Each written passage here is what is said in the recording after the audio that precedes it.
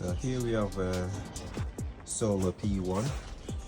This one is in a very poor condition, as you can see. It's not been looked after. It's like really rusty. There's literally no thread, and the tires,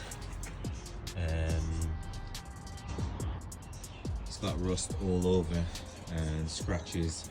Also the display is snapped off, and it didn't have power. I managed got this scooter working.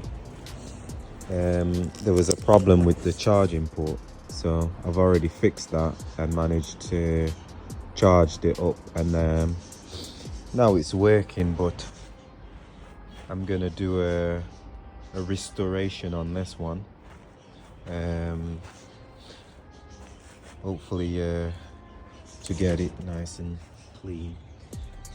So everything seems to be working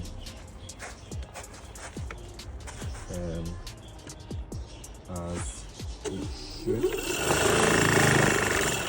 the front wheel and the rear wheel is spinning. So on this one, it's just mostly the